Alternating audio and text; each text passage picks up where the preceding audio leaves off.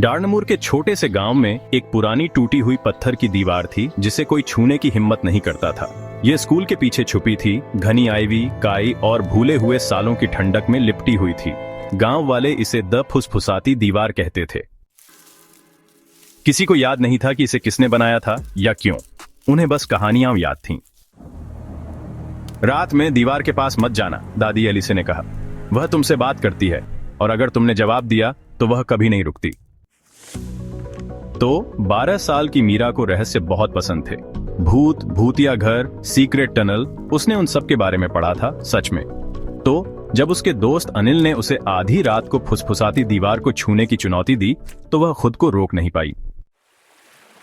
5 second, उसने कहा, बस उसे छूकर वापस आ जाओ, मैं तुम्हारा टाइम भी नोट करूंगा। रात ठंडी थी और बादल नीचे लटके हुए थे। स्ट्रीट लैंप टिमटिमा रहे थे जब मीरा और अनिल एक टॉर्च और, आपको पता है, घबराहट भरी हंसी के साथ चुपके से निकले। जब वे दीवार के पास पहुंचे तो मीरा रुक गई। आईवी हिलती हुई लग रही थी। 5 सेकंड, उसने खुद से फुसफुसाया। वह आगे बढ़ी और अपना हाथ पत्थर पर रखा।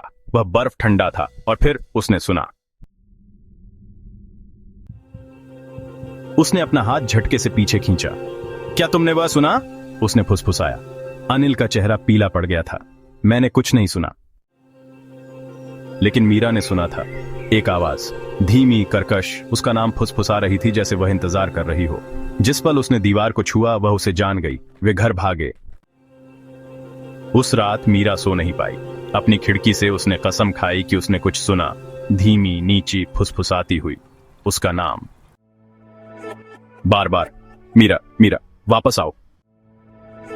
उस रात मीरा ने एक सपना देखा, या उसे ऐसा ही लगा। वह फिर से दीवार के सामने खड़ी थी, लेकिन इस बार उसमें एक दरार थी।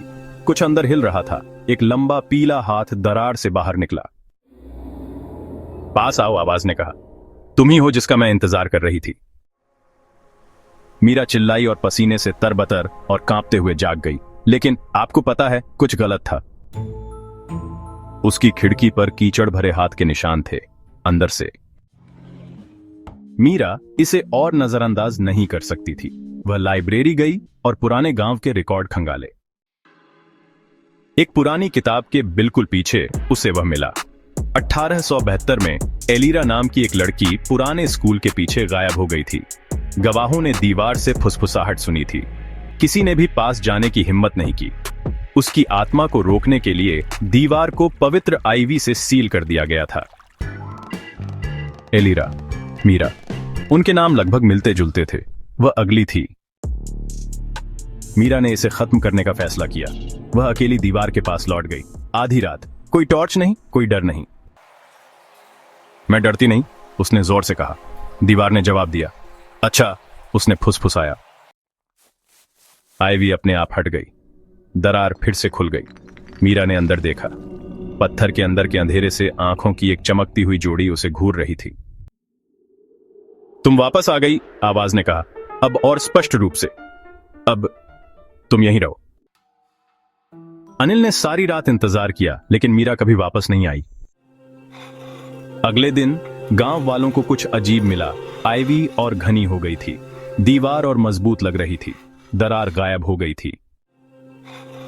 और अगर तुम ध्यान से सुनो, बहुत ध्यान से, तो तुम्हें अभी भी फुसफुसाहट सुनाई दे सकती है, एक नए नाम को पुकारते हुए। शायद तुम्हारा।